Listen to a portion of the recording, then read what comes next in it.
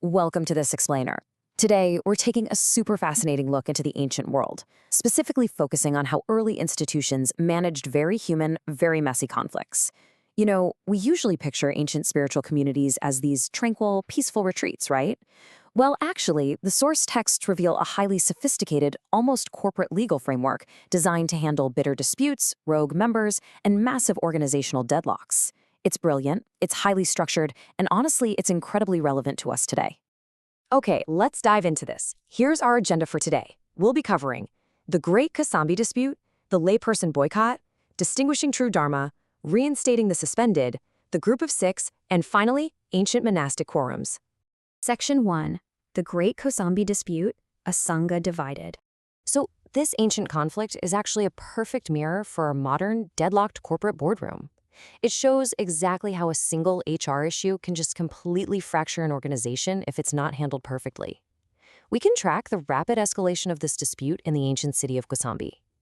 In Phase 1, a monk commits a rule violation. It's actually a pretty minor one, something he could easily repent for, but he just flat out refuses to confess or acknowledge it. So in Phase 2, the other monks follow protocol and formally suspend or expel him for his refusal. But man, here is where it completely goes off the rails. Phase 3, this guy isn't just an average monk. He's knowledgeable, he's charismatic, and he's got a ton of influential friends. He rallies his supporters, claiming his expulsion was totally invalid. By Phase 4, the entire community fractures into two warring factions. I mean, they literally cannot be in the same room together without Futhi. And this right here brilliantly illustrates the crux of the deadlock. One faction is arguing, look, he's guilty, the expulsion is legally valid, and we cannot overturn it. But his supporters, they're arguing, no way, he's innocent. The original expulsion was procedurally flawed and it has to be overturned. So you see, this wasn't just some petty squabble over who liked whom. This was a deep, fundamental legal disagreement over organizational procedure. And because they couldn't agree on the base legal reality, the whole system just ground to an absolute halt. Section 2. The layperson boycott. Following the money. You know what happens when internal management completely fails? The external stakeholders, the financial backers, finally have to step in. During this massive fight, the Buddha actually tries to mediate. He drops this profound philosophical realization, basically saying that hatred is not destroyed by hatred, only the power of patience can destroy it. But incredibly, the arguing monks basically tell him to stay out of it. Can you imagine? So what does he do? He physically leaves. He literally walks out on the squabbling monks, heads to a different city called Shravasti, and just leaves them to face the consequences of their division. So here's where it gets really fascinating. The everyday citizens, the lay people who actually fund and feed the monastery, they notice that the Buddha has left because of these fighting monks. And the donors absolutely revolt. They refuse to respectfully greet the monks. They completely withhold their offerings of beautiful, delicious food. They publicly shame them for their unmonastic behavior. Essentially, they cut off the funding. The monks are literally starved into seeking a legal resolution. It just goes to show that sometimes organizational harmony absolutely requires external accountability. You've got to follow the money. Section 3. Distinguishing True Dharma, Managing the Fallout. Now, as these starved, humbled monks travel to Sarvasi to resolve the issue with the Buddha, the fallout is actively spreading. Kings and queens are actually going to the Buddha asking how to handle these different factions popping up in their territories. And the Buddha gives strict criteria to figures like King Pasenadi and Queen Malika to identify the bad actors spreading non-dharma, essentially how to spot the faction that's procedurally in the wrong. He says, if a monk calls a clear offense, no offense, or vice versa, or if they call a heavy offense light, or if they twist the rules to say rule-abiding behavior is rule-breaking, they are speaking illegally. The Buddha instructed the royals that these individuals should not be supported. They should be denied robes, bowls, medicine, and basic respect until they align with the correct legal procedure. Section 4. Reinstating the Suspended, the Legal Procedure. Eventually, the original offending monk realizes the absolute chaos he's caused and decides to repent. But get this, his readmission isn't just some casual apology in the hallway. It requires incredibly strict parliamentary procedure. To restore organizational harmony, 4 precise steps are required. Step 1, the monk has to bare his right shoulder, kneel down, and formally request readmission from the unified Sangha, explicitly stating that he was wrong and the expulsion was legally valid. Step 2, another monk formally proposes a motion to the group. Step 3. This motion is read out loud 3 separate times just to make absolutely sure everyone hears it. And Step 4. The assembly grants readmission, but they do it through unanimous silence. If even one person speaks up during those 3 readings, the whole motion fails. It's just this beautifully structured, airtight legal mechanism for restoring unity.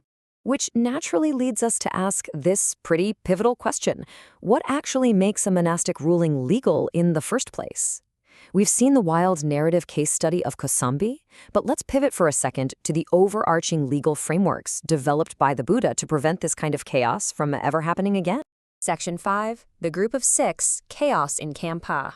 So while Kosambi was all about one stubbornly unrepentant monk, over in a place called Kampa, there was this rogue faction known as the Group of 6, and they were causing absolute administrative chaos. But before we look at what they did, we really need to define a crucial term from the text, karma. Now, in modern terms, you can think of a monastic karma as a formal organizational act or a binding board resolution. This is definitely not about karma in the mystical sense of cosmic consequence. In this legal text, karma means a formal procedural act that requires strict protocols and quorums to be legally binding. Section 6. Ancient monastic quorums, the Kampa rules. And this brilliantly illustrates why those rules were so necessary. Because the Group of 6 in Kampa were out there performing random, completely invalid katsaminas, like literally one monk trying to officially expel 4 other monks all by himself. The Buddha had to establish strict quorum rules. He mapped out the exact number of participants required for different legal acts. As you can see, a quorum of 4 monks can handle most standard day-to-day rulings, but they're exclusively excluded from major acts like invitation, ordination, or rehabilitating a suspended monk. A quorum of 5 has slightly more power. A quorum of 10 can handle almost everything, including ordination, but for the most serious heavy acts, like rehabilitating someone who has been formally suspended, you need a full quorum of 20 legally pure monks. It is a highly sophisticated, tiered democratic system of corporate governance right there in the ancient world. But of course, there's a catch. You can't just count bodies in a room. The text clearly outlines that a quorum is instantly invalidated if certain people are counted to make up that 4th, 5th, 10th, or 20th spot. You cannot count novices or lay people. You absolutely cannot count known rule breakers or schismatics. You can't count anyone hiding a heavy offense, eunuchs, anyone who harms their parents or saints, or, and this is super specific, anyone standing outside the officially designated physical boundary of the meeting. If literally even one of these restricted individuals is counted to make up the number, the entire ruling is completely null and void. Bam, thrown out. Because of all these intense complexities, the text actually categorizes 5 distinct types of sanghas, or assemblies. First, there's the shameless assembly, filled with rule breakers.